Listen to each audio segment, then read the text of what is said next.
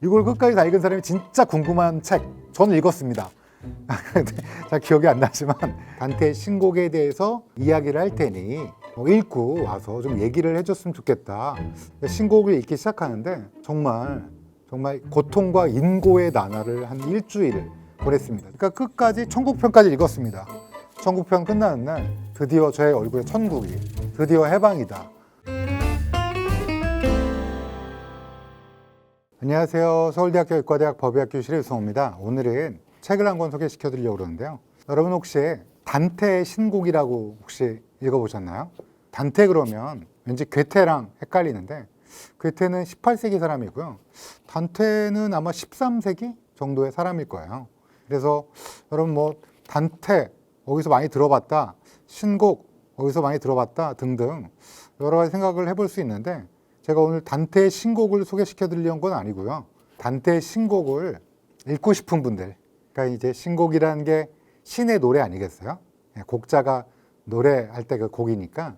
근데 이걸 읽고 싶은 분들한테 제가 단테 신곡을 읽어보세요 그러면 아마 1000명이면 999명은 지옥편을 읽다가 그만둘 거고요. 나머지 한 명은 연옥편쯤 읽다가 그만둘 거고 아무도 읽는 사람이 없는, 그렇게 돼서 그러면 이걸 어떻게 읽어야 되나 궁금하신, 그리고 만약에 조금 그래도 이 책이 의미가 있고 조금 뭐 어려움이 있지만 끝까지 읽고 싶다, 그런 분들을 위해서 추천드리고 싶은 책이 있어서 소개시켜 드립니다. 단테 신곡 인문학이란 책이고요.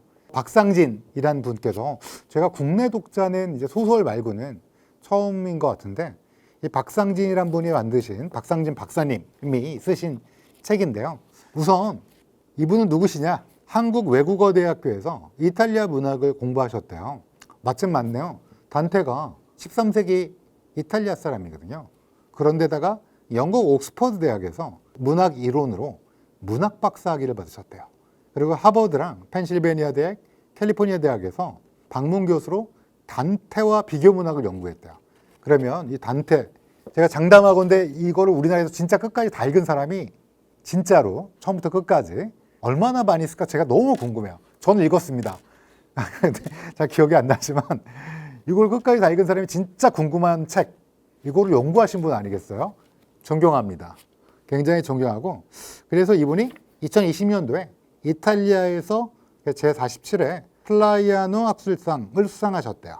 그래서 단테에 대해서 수많은 책들을 쓰셨는데, 그리고 뭐 신곡, 뭐 이분이 근데 또 이탈리아 쪽이니까 뭐 군주론, 뭐 데카메론 이런 것들도 다 이제 번역도 하셨고, 근데 이제 단테 전집을 준비하면서, 단테 전집을 준비하신 건 참 좋은데 일단 신곡을 읽을 사람이 별로 없을 것 같은데 제 생각에.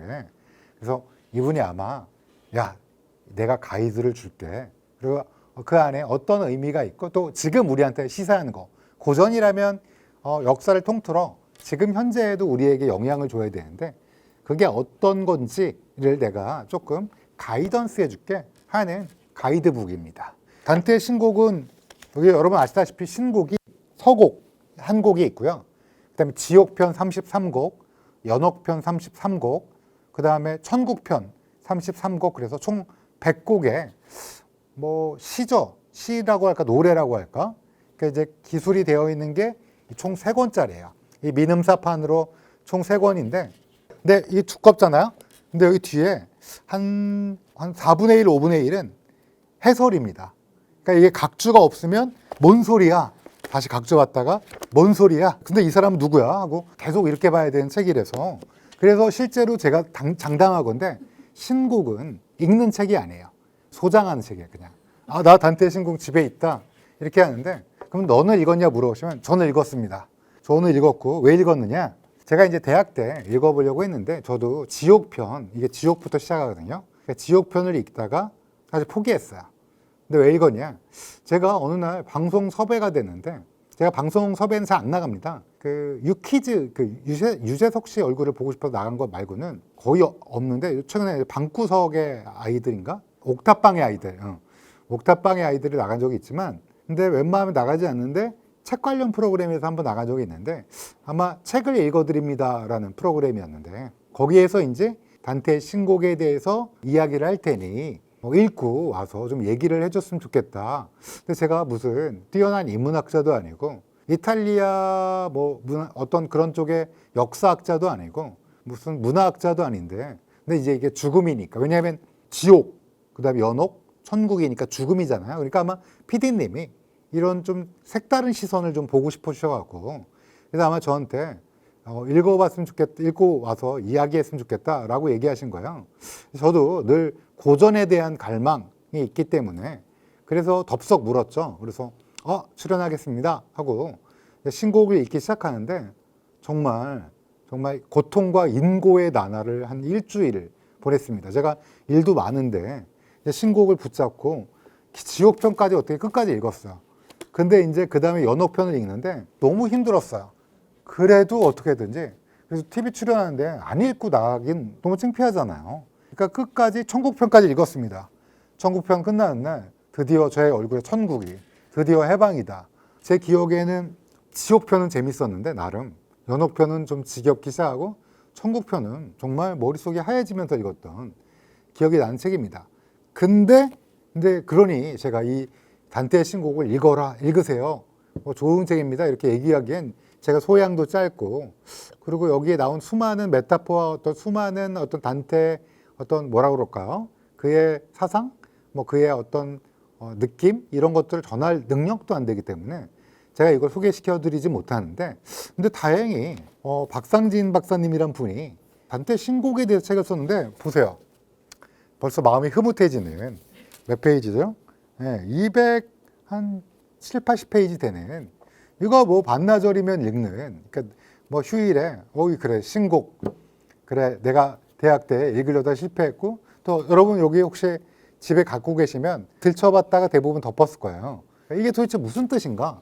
그리고 이거 되게 그 명작이라는데, 그 고전이라는데, 정말 이게 고전이라는 게 정말 읽고 나면 굉장한 감동과 어떤 가르침을 줘야 될 것 같은데 왜 유성호는 이렇게 힘들게 읽었는데 왜 그러면 이걸 굳이 읽어야 되느냐? 이 책을 읽고 단테의 신곡을 읽으면 다른 느낌을 가질 수 있을 거라고 제가 느낌이 와서 오늘 이거를 소개시켜 드립니다. 이 책은 되게 쉬워요. 이 책은 쉽고 우리말로 아주, 왜냐면 여기에는 이건 일종의 시예요, 시.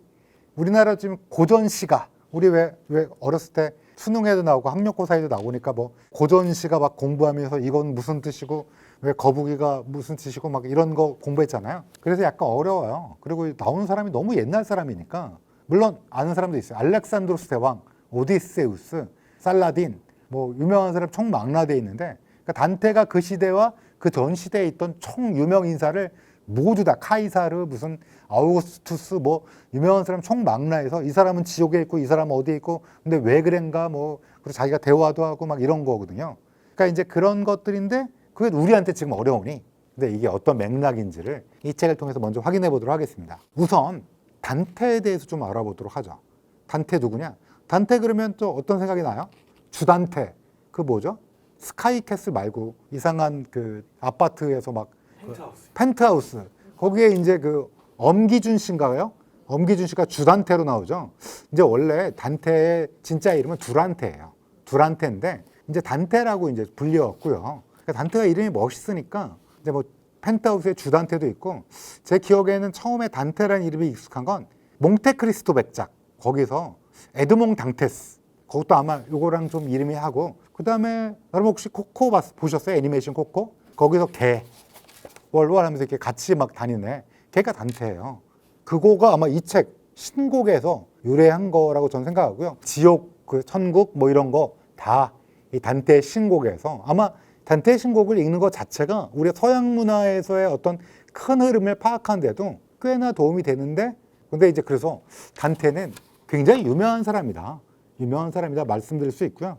그러면 단테는 누구냐? 단테가 언제 태어났냐? 1265년도에 이탈리아의 피렌체에 태어났대요. 제가 피렌체를 여행을 간 적이 있었는데 단테의 생가를 가봤습니다. 근데 그때도 사실 단테 너무 어렵고 읽어본 책도 지옥편 읽다가 에잇 하면서 했기 때문에 그냥 유명한 사람이구나. 괴테 아니에요. 단테. 괴테는 18세기 사람이고요. 그래서 13세기, 여러분 딱 13세기라면 어때요? 그때는 이제 황제, 이제 점점 교황의 권위가 약간씩 떨어지면서 이제 황제가 부상하고 이럴 시기죠. 근데 이제 단테 그러면 빼놓을 수 없는 사람이 한 명 있죠. 단테한테는 또 운명의 여인이 있습니다. 단테의 운명의 여인은 베아트리체입니다. 베아트리체 그러면 혹시 약간 연세가 있으신 분은 조용필의 베아트리체 혹시 아세요? 뭐 아무도 호응을 안 해주니까 제가 나이가 너무 많이 먹었군요. 조용필은 알만도 한데 근데 베아트리체를 언제 만났냐? 그럼 사랑했냐? 그런 것도 아니에요. 9살 때 그 자기보다 1살 어린 베아트리체를 8살짜리 여자를 딱 본 거야. 와, 너무 예쁘다. 너무 두근두근 마음. 그건 그럴 수 있어요. 그렇죠? 어렸을 때 너무 예쁜 여학생이 있으면 남학생들이 막 깜짝 놀라면서 막 가슴이 두근두근하고 말도 못하고 이럴 수 있는데 그러면 그다음부터 사귀었냐? 아니, 전혀. 그리고 언제 만났냐? 9년 뒤에 다시 만납니다. 18살 때. 그러면 그때 어떻게 됐냐? 그냥 베아트리체는 동네 오빠니까 다시 만났네. 오랜만에. 단테라는 사람이네. 그러니까 그냥 친절하게 대해줬어요. 그때 그 사랑을 간직하게 됩니다. 그러면 그다음부터 만났냐? 안 만났어요. 그러니까 지금으로 따지면 약간 그런 걸 뭐라고 그러죠? 연애 한 번도 못한 사람? 모태솔로. 그러니까 되게 좋아하는 사람, 여자가 있으면 대시를 해야 되는데 근데 그냥 끙끙거리다가 딴 사람이랑 결혼해요. 그리고 아마 25세인가 24세인가에 사망합니다. 누가? 베아트리체가. 그 베아트리체의 죽음으로 단테는 상실감에 빠지게 됩니다. 너무 웃기죠, 근데 사실은. 근데 옛날엔 그럴 수도 있을 것 같아요. 옛날에 뭐 SNS가 있어요, 인스타가 있어요, 이메일이 있어요, 카톡이 있어요, 뭐 문자 메시지가 있어요. 그러니까 옛날엔 끙끙 앓다가 근데 이제 단테는 결혼합니다. 결혼하고 어떻게 되냐? 그냥 그런 게 아니라 30대 이제 고위 공직자가 돼요. 피렌체 가보셨으면 아는데 피렌체가 넓지는 않은데 꽤나 그때 당시에 발달된 도시니까 거기서 행정장관, 그러니까 한 6명 정도에서 8명 정도 되는 그 행정부의 장관이 돼요. 그러니까 총 8명의 지도자가 있는 데에서 이 사람이 그 중에 한 명이 돼요. 근데 항상 정치는 위험한 게 황제파와 교황파로 나뉘게 됩니다. 근데 이 사람은 누구 파였냐? 황제파였어요. 교황은 이제 더 이상 종교적 인습으로, 물론 이분은 독실한 신자지만 세속에 관여해서 이런 건 옳지 않다. 이런 것들에 대해서 이제 개혁파였죠. 이런 것들은 이제 막 동료 다른 지방 사람들한테 지지를 얻어야 되잖아요. 그래서 막 여행을 갔는데 정치적 여행. 근데 위안에서 쿠데타가 일어나요. 피렌체에서. 그러면서 황제파가 아닌 교황파가 집권하면서 어떻게 됐냐? 너 재산 몰수. 너 돌아오면 화형. 그러니까 어떻게 됐냐? 평생 피렌체로 돌아오지 못하고, 그러니까 30몇 년을 살은 피렌체에서 돌아오지 못하고 바깥에서, 그러니까 이탈리아 내에서 다른 지방에서 이제 죽어간, 뭐 60몇 살까지 살았어요. 살다가 사망한 그런 사람이에요. 그러면 이 책을 언제 썼냐? 물론 이 신곡은 피렌체를 떠나기 전부터 7편까지 썼어요. 이게 100편짜리 시라고 했잖아요. 그러니까 전해지는 바로는 7편까지 썼는데, 근데 이제 여행을 가서 다시 돌아와서 쓰려고 그랬는데 여행을 갔더니 재산몰수, 너 나쁜 놈, 너 돌아오면 화형. 근데 이제 단테의 정적이 이제 집엔 재산몰수인데 딱 읽어봤더니 이놈이 책을 썼네. 읽어봤더니 명작인 거야. 너무 재밌어. 그래서 어떻게 했냐? 이거를 갖다 줬어요. 야, 너 끝까지 써라. 그랬다는 썰이 있습니다. 그래서 이제 울분에 토하면서 그 쿠데타를 일으킨 사람이 필리포라는 사람인데 뭐 나름 정적이었죠. 근데 단테 이 자식 넌 화형 이렇게 했던 사람을 이제 넌 지옥에 있어. 단테 신공의 지옥편에 보면 필리포가 으아 막 괴로워하면서 막 지옥에 있는, 그리고 이제 내가 마음에 안 드는 교황 지옥, 너 지옥, 너 지옥, 너는 천국 막 이렇게 쓴 책이 단테 신곡입니다. 야, 그러면 단테가 지 마음대로 너는 지옥, 너는 연옥, 너는 천국 이렇게 쓴 거 아니냐? 근데 그렇지는 않아요. 이게 그렇게 막 쓴 건 아니고요. 물론 몇몇은 약간 분노, 특히 필리포라는 자기 정적은 지옥의 굉장히 좀 아랫단계, 아주 뭐 거기에 있는 걸로 묘사되어 있는데 이 사람이 느끼는 거, 감정, 그리고 그 시대의 사회상 여러 가지 것들을 포함해 갖고 이것들을 작성해서요. 생각보다 굉장히 재미있는 책이에요. 자, 그러면 이 책은 어떤 내용이냐? 이 책을 다 설명하려면 어렵고요. 일단 지옥편이 제일 재밌습니다. 그리고 지옥편이 그래도 첫 번째 책이니까 인내심을 갖고 볼 수 있기 때문에 꽤 재밌습니다. 지옥에 대해서만 잠깐 얘기해 드릴게요. 지옥은 총 9층으로 있습니다. 지하로 내려가요. 그러니까 지옥문을 딱 들어가면 첫 번째 지옥이 변옥이라고 림보입니다. 무의식이, 팽이가 도는 무의식이 지배하는 세상. 이게 이제 지옥의 첫 번째 문이에요. 여기는 뭐냐? 여기는 애매한데 지옥이긴 지옥인데 나름 뭐 괜찮아요. 그냥 뭐라 그럴까 약간 정원 이렇게 들판도 있고 여기에 누가 있느냐?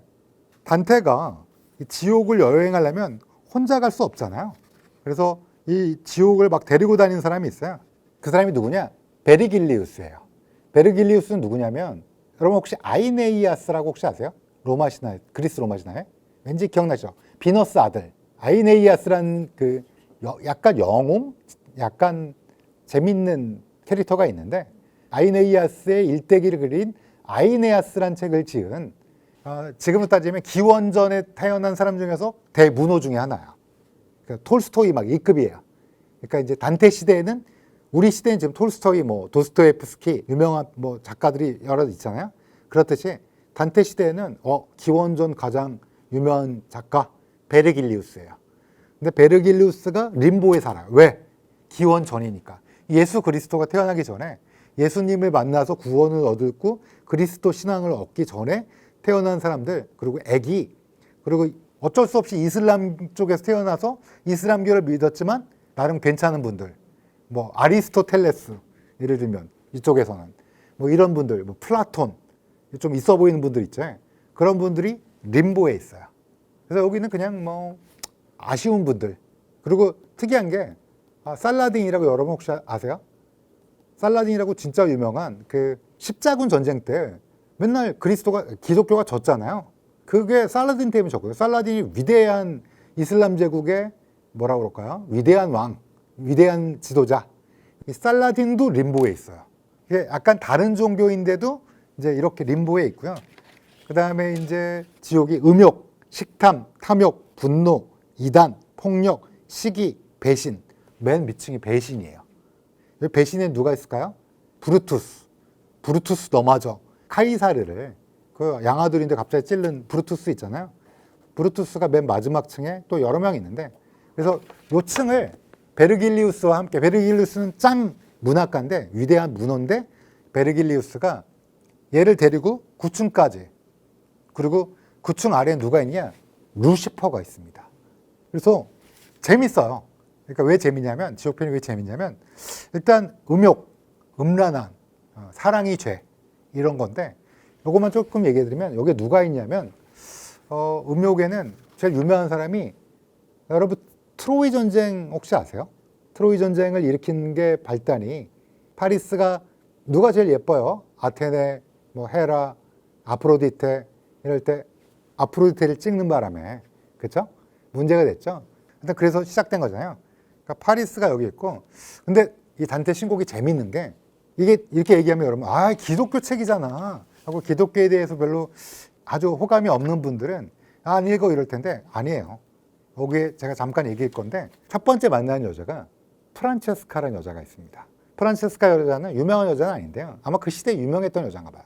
사랑과 전쟁에 나올 법한 여자예요. 사랑이 죄예요. 이 여자가 정략 결혼을 했어요. 그러니까 아버지 어머니가 너 이 남자랑 결혼해 그랬는데 시동생을 사랑하게 된 거야. 그러면서 불륜 아마 그 시대에 유명했겠죠. 막장 사랑과 전쟁. 그러면서 이 첫 번째 그러니까 지옥 중에서는 좀 하바리 지옥에 이렇게 있게 된 거예요. 결론적으로는 되게 연민을 보냅니다. 누가? 단테가. 근데 왜 그랬을까요? 단테도 썸씽은 없었지만 누굴 사랑했어요? 베아트리체가 아마 제 생각에 읽으면서 자기도 약간 베아트리체를 아내가 있음에도 영원히 계속 사랑하는 걸로 보면 어쩌면 프란체스카에 대해서도 그런 마음을 가지지 않았을까라는 생각이 들면서 읽었어요. 그래서 베르길리우스가 막 안내를 해요. 왜 베르길리우스는 안내할까요? 베아트리체가 천국에 있는데 베르길리우스한테 부탁해서 단테를 이렇게 여행시켜달라고 고민하고 있고 희망이 없으니까. 왜냐하면 고향에서 쫓겨났잖아요. 그리고 어찌할 바를 모르고 헤매고 있으니 이 인생에 있어서 한번 지옥을 보여주고 연옥을 올라주고 그 다음에 천국까지 이런 것들을 보여주는. 그래서 이 책은 한 층 한 층 다 설명해 주는 책인가요? 그건 아니고요. 그렇게 하면 역주 맨 뒤에 보면 1층부터 이 사람이 누구고 이 사람은 뭐 누구고 뭐 이런 얘기 나오거든요. 그런 거는 재미없잖아요. 그래서 이 박상진이란 분은 키워드를 정해서 첫 번째, 만남. 어두운 시대를 겪었던 단테가 어떻게 왜 신곡이란 책을 썼고 신곡의 첫 번째 서장, 제 99장이 지옥, 연옥, 천국인데 근데 왜 첫 번째 서장에 이게 시작됐는가를 만남, 두 번째 용기, 지옥에서도 어떤 용기를 보였던 사람들 좀 흥미가 있지 않나요? 누군가 연민, 제가 방금 말씀드린 거 프란체스카 이 사람에 대해서 연민을 보내고요. 근데 재밌는 건 지옥에 7층이 폭력인데 여기에 동성애자가 있어요. 그러면 여기 혹시 보고 계신 동성애자분들이 그럼 우리 지옥인가 기분 나쁘다 그러는데 여러분 저도 이 책을 읽을 때 이 엄중한 기독교 시대에 단테가 동성애자들 지옥 7층 무려 지옥 7층에 있는 동성애자들에 대해서 어떻게 얘기하냐면 근데 웃긴 게 거기에 단테를 가르쳤던 선생님이 있어요. 진짜 선생님. 실제로 동성애자였대요. 근데 그들은 물론 불비를 맞아요. 불의 비. 하늘에서 불비가 내려오는데 맞긴 하는데 다른 죄인들은 막 고통에 괴로워하고 막 머리 셋 달린 캐리베스의 개한테 물어 뜯기고 막 이러는데 동성애자들은 그들의 품위를 유지해요. 지옥에서. 그리고 단테는 아마 제 생각에는 이 책에서도 그 얘기를 자세히 써주는데요. 기독교적으로는 죄라고 그 당시에는 봤는데 근데 이게 진짜 지옥이 얼마나 한 건가? 그들이 사회에서 행한 선행이라든지 어떤 사회적인 거에 의해서 평가받아야 되는 게 아닌가? 라는 얘기를 하면서 단테가 오롯이 기독교의 그 원리원칙적인 그런 게 아니라 그가 느끼고 그 당시 13세기에 그가 느꼈던 그리고 그가 생각했던 그리고 그 당시에 사람들의 어떤 생각들을 엿볼 수 있는 그런 것들도 있습니다. 그래서 이 책은 읽다 보면 그 시대에 지금 우리 탑게이는 홍석천 씨잖아요. 근데 그때 탑게이는 누구고 탑게이 분이 어떤 분이 훌륭하신 분인데 그분에 대해서 마냥 물론 엄중한 시대라 비난도 받고 배척도 받고 쫓겨나고 그랬지만 단테는 진짜 지식인들은 기독교인임에도 불구하고 어떻게 생각했는지 뭐 그런 것들에 대해서도 나와서 흥미롭게 있고요. 이 책을 읽고 지옥편 물론 지옥에 대해서 이렇게 쭉 보시고 딱 읽으면 꽤나 재밌습니다. 그리고 여기에 좀 재밌는 게 있는데 대식이라는 거 대식도 죄예요. 많이 먹는 거. 그러면 우리 쯔양이랑 힙합 씨는 어떡하나 뭐 이런 생각을 하는데 그리고 저 개인적으로는 프라도 윌리 증후군이라는 게 있거든요. 그러니까 유전자적으로 계속 먹어요. 놔두면 계속 먹다 죽어요 진짜로. 그러니까 유전자적으로 약간 유전자적 영향을 받는 건데 그러면 그분도 지옥에 가나? 근데 그게 아니라 박상진님의 책을 보면 그게 아니라 연옥과 지옥에 함께 대식이 있거든요. 근데 그게 어떤 의미를 가지고 있는가? 저도 지옥편 보고 연옥편 보면서 잠깐만 왜 어떤 사람은 지옥에서 탕물 먹고 토하고 막 개가 뜯어먹고 이러고 어떤 분은 연옥에서의 대식가들의 죄 그 벌은 그냥 군침이 도는 거 그냥 쳐다보는 거예요. 못 먹고. 근데 왜 그 두 개가 다른가 그랬는데 이 책에서 아주 명쾌하게 여러 가지 것들을 잘 설명해 주셔갖고 재미있었습니다. 그래서 여기는 뭐 동성애부터 시작해서 제가 얘기했던 뭐 대식, 배신, 주술 그런 것들이 어떤 의미를 가지고 그 시대는 또 어떻게 바라봤나?